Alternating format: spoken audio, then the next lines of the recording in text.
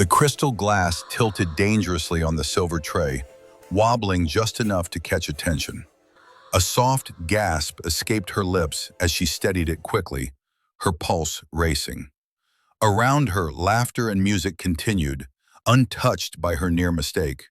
The grand ballrooms shimmered with wealth, chandeliers glowing overhead, diamonds flashing on wrists, expensive suits brushing past her like she didn't exist. But someone noticed. Richard Whitmore stopped mid-sentence. His business partner was talking, something about numbers, investments, contracts, but Richard wasn't listening anymore. His eyes were fixed on the young maid across the room. She moved again, adjusting the tray against her hip. Her sleeve slid slightly down her shoulder. And that was when he saw it. A crescent-shaped birthmark. His breath caught. The world around him seemed to mute. "Richard?" the man in front of him called. No response. Richard's gaze sharpened, his chest tightening as memories he had buried for 15 years clawed their way back to the surface. That mark, it couldn't be. Across the room, Elena continued working, unaware that her life had just begun to unravel. 15 years earlier, the Grand Regency Hotel had been filled with light, laughter, and music. The Whitmore Charity Gala was the event of the year, attended by politicians, celebrities, and the most powerful figures in the city. Victoria Whitmore knelt beside her daughter, adjusting the ribbon in her hair. "Stay close, Isabella," she said gently, brushing a strand of hair from the little girl's face. "I will, Mommy," Isabella replied, smiling brightly. Richard watched them from across the room, a rare softness in his expression. That night was supposed to be perfect. It was the last time he would ever see his daughter as a child. Moments later, everything changed. The ballroom grew crowded. Conversations overlapped. Waiters moved quickly between guests. For just a moment, just one moment, Isabella slipped away from her mother's side. She wandered toward the hallway, curiosity pulling her forward. That's when the woman approached her. "Hey there, sweetheart," the woman said softly. Isabella looked up. The woman smiled warmly, but there was something off, something cold beneath the surface. A faint scar stretched across her wrist. "Are you lost?" the woman asked. Isabella hesitated. I'm looking for my mom." "I know where she is," the woman said, reaching out her hand. "Come with me." A child's trust is fragile, and that night it was broken. Isabella took her hand and disappeared. The search lasted weeks, then months, then years. Police reports, media coverage, private investigators, nothing. No ransom demand, no body, no answers. Victoria Whitmore stopped sleeping. She spent hours sitting in Isabella's room, untouched, preserved like a shrine. Her tiny bed remained made, her toys exactly where she left them. Richard buried himself in work, building an empire while his personal life crumbled. Their marriage became quiet, distant, broken in ways neither of them could fix. And Isabella was gone, or so they believed. Not far from the glittering world she had been taken from, a small figure sat behind stacked crates in a crowded street market. Her stomach ached with hunger. Her eyes were swollen from crying. She didn't understand what had happened. Days had passed since she had last seen the woman.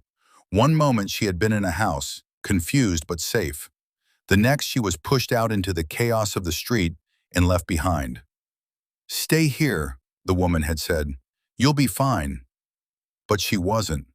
She watched people pass her by. No one stopped. No one noticed. Eventually, hunger forced her to move. She reached out and grabbed an orange from a vendor's stall, her small hands shaking. "Hey!" the vendor shouted. She ran. Her legs were weak, her breath uneven, but fear pushed her forward. She hid behind crates again, clutching the fruit like it was everything she had. That night, she didn't sleep. The next morning, something strange happened. A small plate of food appeared beside her. She looked around, confused. No one was there. She ate it quickly. The same thing happened the next day, and the next. Someone was watching her. Someone was helping her survive. But they never showed themselves. Days turned into weeks, weeks into months. Eventually, a passerby noticed her and took her to a shelter. No name, no memory of where she came from, only fragments and the birthmark. 15 years later, that same girl walked quietly through the Whitmore estate. Elena Carter. That was the name given to her in the system. It wasn't her real name, but it was all she had. She had learned to survive by being invisible, speak when spoken to, work hard, ask no questions. But deep inside her, there was always a feeling she couldn't explain, like something was missing, like she didn't belong anywhere. 3 months ago, she had seen a news segment. The Whitmore Foundation hosts annual gala in memory of their missing daughter. She stared at the screen longer than she should have. Something about it pulled her in, something she couldn't understand, and that was why she applied to work there. Not for the money, not for the job, but for a feeling she couldn't explain. Back in the present, Elena exhaled slowly as she placed a glass down in front of a guest. "Thank you," the woman said without looking at her. Elena nodded slightly and stepped back, invisible again, but not to everyone. "Who is she?" Richard asked quietly. His assistant followed his gaze. "The new maid, sir. Elena. She started a few months ago." Richard didn't respond. His eyes remained fixed on her. Across the room, Victoria noticed his expression. She followed his line of sight, and then she saw it too. The way Elena moved, the way she carried herself, and then the mark. Victoria's breath caught. "No," she whispered. Her heart began to race as something deep, buried, and painful began to rise again. For a moment, she couldn't move. Then she stood. "Excuse me," she said to the guests around her, her voice barely steady. She walked across the room, her eyes never leaving Elena. Elena turned slightly, and their eyes met. Something shifted, something neither of them could explain. "Come with me," Victoria said softly. Elena blinked, confused. "Ma'am?" "Now," Victoria added, her tone firmer. There was something in her voice that Elena couldn't ignore. She nodded slowly and followed her. Neither of them knew that this moment would change everything. Elena's footsteps echoed softly behind Victoria as they moved quickly down the hallway. The noise from the ballroom faded with every step, replaced by a heavy, suffocating silence. "Ma'am, did I do something wrong?" Elena asked carefully, her voice low, unsure. Victoria didn't answer immediately. Her hands trembled slightly as she pushed open the pantry door and stepped inside.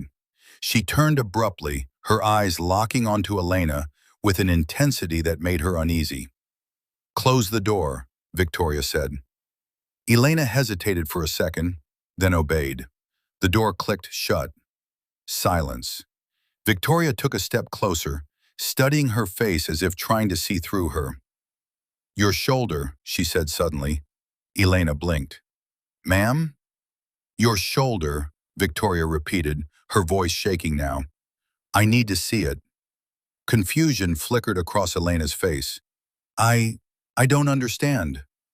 "Please," Victoria snapped, then immediately softened, her voice breaking. "Please, just show me." Something in her tone made Elena's chest tighten. Slowly, she set the tray down on the counter. Her fingers trembled slightly as she reached up and pulled her sleeve down. The room went still. The crescent-shaped birthmark sat clearly on her skin. Victoria gasped as if the air had been knocked out of her lungs. Her hand flew to her mouth, her eyes filling with tears almost instantly. "No, no, this isn't possible," she whispered. Elena quickly pulled her sleeve back up, unsettled. "Ma'am, it's just a birthmark. A lot of people—" "Not like that," Victoria cut in sharply. "Not in that exact shape. Not in that exact place." Elena frowned slightly, her heart beginning to pound. "I've had it all my life." Victoria stared at her, her voice barely a whisper now. So did my daughter. The words hung in the air. Elena felt something shift inside her, something uncomfortable and unfamiliar. I'm sorry about your daughter, she said gently, but I'm not. What's your real name? Victoria interrupted. Elena paused. Elena Carter. No, Victoria said firmly, shaking her head. Before that. Elena's expression hardened slightly. That's the only name I've ever known. Victoria stepped back, running a hand through her hair, trying to steady herself. Where did you grow up? In a foster system, Elena replied. I was told I was found near a market when I was a child. No ID, no records. Victoria's knees almost gave out. A market, she repeated faintly. Elena nodded slowly. Yes, ma'am. Victoria looked at her again, really looked at her this time. The eyes, the posture, the way she spoke. Oh my God, she whispered. Elena felt a wave of discomfort. Ma'am, I think maybe you're… Come with me, Victoria said again, already moving toward the door. Elena didn't want to. Every instinct in her body told her something was wrong, that she was stepping into something she didn't understand. But something else, something deeper, pushed her forward. She followed. They walked through a quieter part of the mansion, away from the lights and music. Victoria stopped in front of a large door. Her hand hovered over the handle for a moment, then she opened it. The room inside was frozen in time. Soft pink walls, shelves lined with toys, a neatly made bed. Everything untouched, as if waiting for someone to return. Elena stepped inside slowly, her eyes scanning the space. Something about it felt familiar. She didn't understand why. Victoria walked past her and picked up a framed photograph from the dresser. Her hands shook as she turned back. Look, she said. Elena took the frame. A young girl smiled brightly in the photo, her hair tied back, her eyes full of life. Elena's breath caught.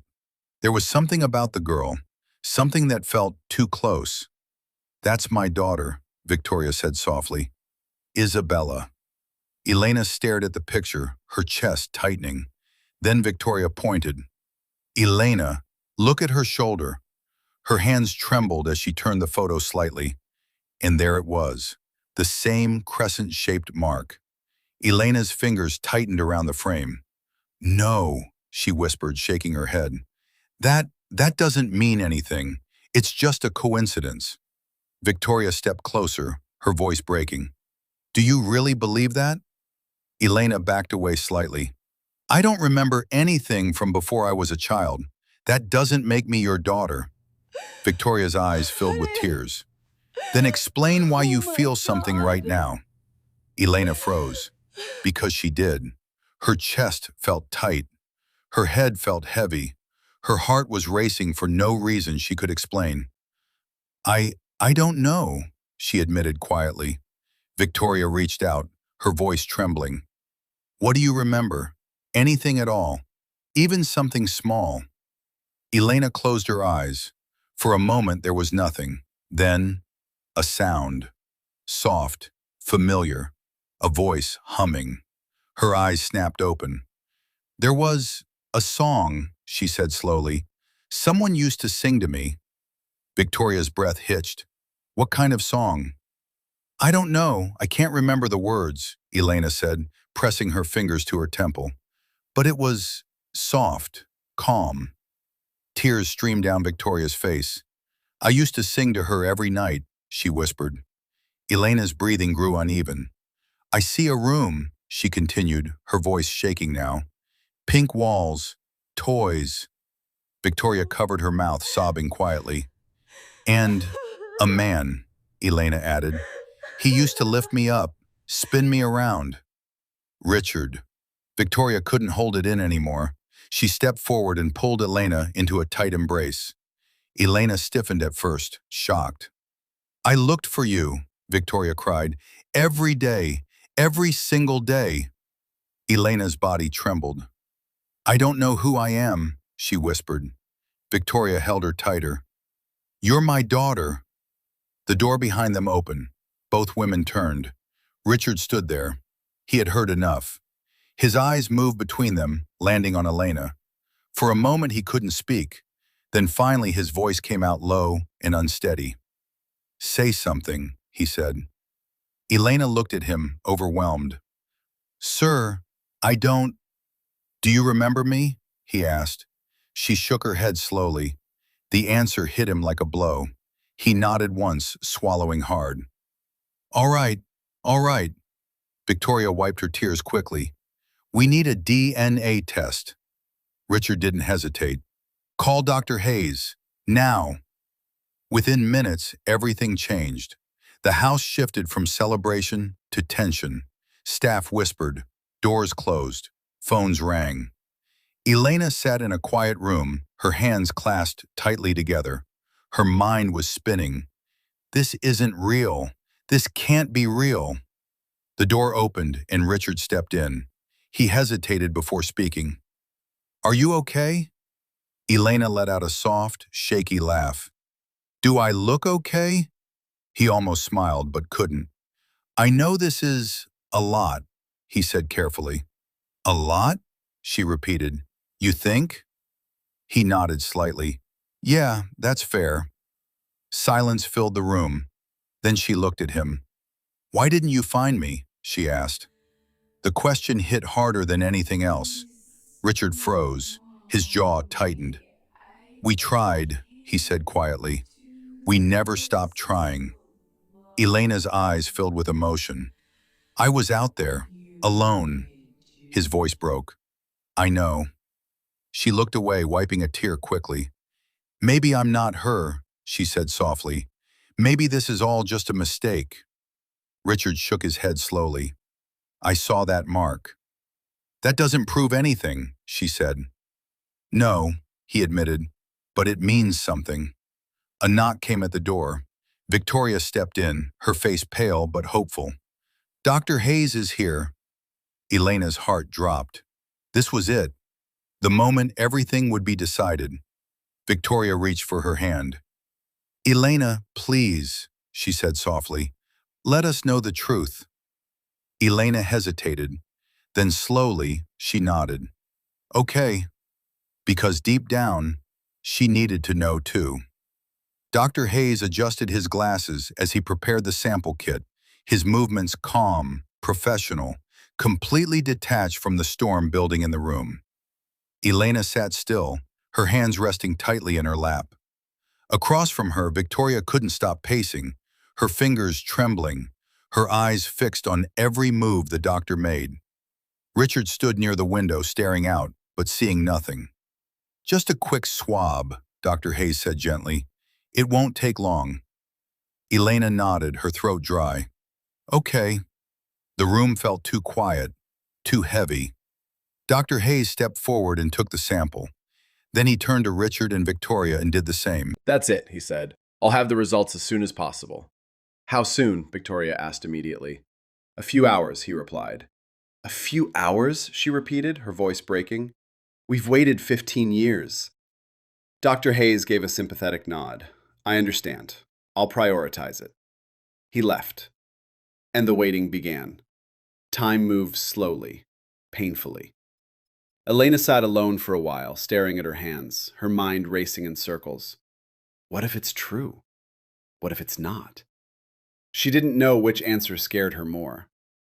A soft knock came at the door. Victoria stepped in, hesitating slightly before walking closer. "Can I sit?" she asked. Elena nodded. They sat in silence for a moment. Then Victoria spoke, her voice quiet. "What was it like growing up?" Elena let out a small breath. "Hard." Victoria swallowed. "I don't remember much before I was found," Elena continued. "Just pieces. But after that, it was just moving from place to place. Different homes, different people." Victoria's eyes filled with tears. "I'm so sorry." Elena shook her head slightly. "It's not your fault." Victoria looked at her, her voice trembling. "If you're my daughter, then it is." Elena didn't respond. because a part of her didn't want to believe it, and another part of her already did. Hours later, the entire house was silent. No music, no laughter, just tension. Dr. Hayes returned. Everyone gathered in the sitting room. Elena stood slightly apart, her heart pounding so hard she could hear it in her ears. Dr. Hayes held the envelope. Victoria clutched Richard's hand tightly. "Just tell us," Richard said, his voice steady but strained. Dr. Hayes nodded. He opened the envelope slowly, every second stretched. Then he looked up. His expression softened. "The results confirm," he began. Elena's breath stopped. "A 99.9% match." Silence. Complete silence. "She is your daughter." Victoria let out a broken cry, her knees giving way as she collapsed into Richard's arms. "Oh my God. Oh my God," she sobbed. Richard closed his eyes, holding her tightly, his own tears finally falling after years of being held back. Elena stood frozen. She didn't move, didn't speak, didn't breathe. "Isabella," Victoria whispered, reaching out to her. That name, it echoed in her mind. Isabella. Her vision blurred as tears filled her eyes. She tried to speak, but her voice failed. Richard stepped forward slowly. "You don't have to say anything," he said gently. Elena shook her head, tears streaming down her face. "All this time..." Victoria pulled her into a tight embrace again, crying uncontrollably. "We found you. We finally found you." Elena didn't know what to feel. Relief, pain, confusion. It all crashed into her at once. For 15 years she had been no one, and now she was someone. But who was she really? The reunion spread quickly. But before the emotions could settle, the past demanded answers. Within days, the case was reopened. Detective Mark Sullivan, who had worked on the original disappearance, returned. He sat across from Elena, a notebook in his hand. "I need you to tell me everything you remember," he said. Elena nodded slowly. "There was a woman," she began. "She had a scar on her wrist." Sullivan wrote it down immediately. "What else?" "She told me my parents didn't want me," Elena said, her voice tightening. "She kept me in a house for a while, then one day, she just left me." Sullivan exchanged a look with his partner. "That's enough to start with," he said. It didn't take long. The description led them to a former hotel employee, Martha Doyle. She was found within days, and she confessed. "I didn't mean for it to go this far," she said, her hands shaking as she sat in the interrogation room. "Then why did you do it?" Sullivan asked. "I was paid," she admitted. "By who?" She hesitated. Then finally, "Evelyn Harper." The name hit like a bomb. Evelyn Harper, Victoria's cousin, the Whitmore family's trusted house manager. She was arrested that same day. Victoria couldn't believe it. "You were family," she said, her voice trembling with betrayal. Evelyn looked down, tears streaming down her face. "I was desperate." "You took my child," Victoria shouted. "I needed the money," Evelyn. Richard stood across from him, his hands clenched. "You took my daughter," he said. Charles shrugged slightly. "I took an opportunity." Something inside Richard snapped. He pulled out a gun. Silence filled the room. Charles didn't move. "You're not going to shoot me," he said calmly. Richard's hand trembled. Years of anger, pain, loss, all in one moment. "I should," he said. "But you won't," Charles replied. A long pause, then Richard lowered the gun. Seconds later, police stormed in. Charles was arrested. And just like that, the truth was finally complete. 6 months later, the Whitmore estate was alive again. But this time, it was different. A grand event had been organized, not for charity, not for business, but for her. Elena stood at the top of the staircase, dressed elegantly, but her hands trembled slightly. "I don't know if I'm ready," she admitted. Victoria stood beside her, smiling softly. "You don't have to be perfect, just be you." Elena looked at her. "Am I Elena or Isabella?" she asked quietly. Victoria cupped her face gently. "You're both, and that's okay." Richard stepped forward, offering his hand. "Ready?" he asked. Elena took a deep breath, then placed her hand in his. Together they walked down. The room fell silent. Every eye turned. For a moment, everything felt still. Then, applause. Soft at first, then louder, stronger. Elena smiled faintly, her heart finally beginning to settle. Later that night, she stood beside Richard, looking out over the balcony. "I missed everything," she said quietly. Richard shook his head. "No, you're here now. That's what matters." She looked at him. "I don't remember being your daughter," she said. He smiled gently. "Then we'll make new memories." Tears filled her eyes again. "I think I've always been her," she said softly. "I just didn't know it." Richard nodded. "Welcome home, Isabella." She smiled, and for the first time, it felt real. Elena couldn't sleep that night. The house was quiet, but her mind wasn't. She sat by the window in her room, staring out into the darkness, her reflection faintly visible in the glass. "Elena." She whispered her own name softly. Then again, "Isabella." The second name felt heavier, stranger, but somehow closer. She pressed her palm gently against her shoulder, over the birthmark. "For years, this was just a mark," she murmured. "Now it's everything." A soft knock came at her door. She didn't turn. "Come in," she said quietly. The door opened slowly. Victoria stepped in. "I had a feeling you'd still be awake," she said gently. Elena gave a small, tired smile. "I don't think I'll be sleeping anytime soon." Victoria walked closer and sat beside her. For a moment, neither of them spoke. Then Elena broke the silence. "Do you ever feel like you're two different people?" she asked. Victoria looked at her carefully. "Every day since you came back." Elena let out a quiet breath. "I don't know who I'm supposed to be," she admitted. "The girl who struggled to survive, or the girl who had everything." Victoria reached for her hand. "You're not choosing between them," she said softly. "You're both." Elena shook her head slightly. "But they don't feel like the same person." Victoria's eyes filled with emotion. "That's because you had to become strong without us," she said.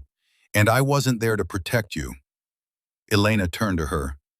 "You didn't fail me," she said quietly. Victoria's lips trembled. "I lost you." "And I survived," Elena replied. That silence again, but this time it felt different, softer, healing. "I used to wonder why I always felt out of place," Elena continued. "Even when things were okay, it never felt complete." Victoria smiled faintly through her tears. "Because a part of you was always here." Elena leaned her head slightly against her shoulder. For the first time, she didn't pull away. The next morning, things felt different. Not easier, but clearer. Elena stood in front of the mirror, staring at herself. She straightened her posture, lifted her chin slightly. There was a quiet strength in her eyes now. Not confusion, not fear, something steadier, something certain. A knock came at the door. "Come in," she said. Richard stepped inside. He paused for a moment, studying her. "You look different," he said. Elena gave a small smile. "I feel different." He nodded slowly. There was something he had been holding back. "Can we talk?" he asked. She gestured for him to come in. They sat. There was a slight awkwardness between them, but not as heavy as before. "I owe you an apology," Richard said. Elena frowned slightly. "For what?"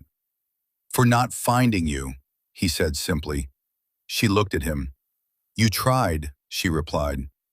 I didn't try hard enough, he said, his voice tightening. I let work distract me. I told myself I was building something for you, but you weren't even there. Elena was quiet for a moment. Then she spoke. You don't get to carry all of that, she said firmly. He looked up, surprised. I was lost, she continued, but I wasn't alone forever. People helped me. I learned how to survive. That's part of me too. Richard nodded slowly. I just wish I had been there for it, he said. Elena softened slightly. You're here now, she said. That was enough. Later that evening, preparations for the event continued. The house buzzed with quiet excitement. But Elena stood alone in the hallway, staring at a group of staff members. They avoided her eyes, kept their distance, whispered quietly among themselves. She understood why. Yesterday she was one of them. Today, she wasn't. Feels strange, doesn't it? She turned. It was one of the older house staff, Mrs. Collins. Elena nodded. Yeah, it does. Mrs. Collins smiled gently. People don't know how to act around change. Elena sighed softly. I don't either. Mrs. Collins stepped closer. You're still you, she said. Don't let this place change that. Elena smiled slightly. I won't. That night everything came together. The ballroom was filled once again. But this time it felt different, more personal, more meaningful. Elena stood at the top of the staircase again, but this time she didn't hesitate. She looked down at the crowd, then at Richard, then at Victoria, and something inside her settled. I'm ready, she said. She walked down slowly, not as a maid, not as someone invisible, but as herself. The room fell silent again, but this time she didn't feel small. She felt seen, truly seen. Richard stepped forward, pride clear in his eyes. Victoria stood beside him, glowing with emotion. As Elena reached them, she paused, then spoke. My name is Elena Carter, she said first. A small murmur moved through the crowd. Then she continued. And I am also Isabella Whitmore. Silence, then applause, louder than before, stronger. Because this time it wasn't just about who she was, it was about who she chose to be. Later that night she stood alone again on the balcony, but this time she wasn't questioning herself. She was reflecting. You handled that well. She turned. Richard stood beside her. I didn't feel like I would, she admitted. He smiled. You did. She looked out at the city lights. For so long, I felt invisible, she said, like my story didn't matter. Richard shook his head. It always mattered. She looked at him. And now? She asked.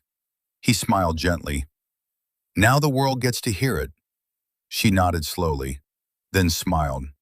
A real smile. The kind that comes from finally understanding where you belong. And for the first time in her life, she did. If you made it this far, then this story truly stayed with you. Don't forget to like this video, subscribe to the channel, and drop a comment below, because your support helps bring more powerful stories like this to life. And tell me, do you believe destiny always finds its way back?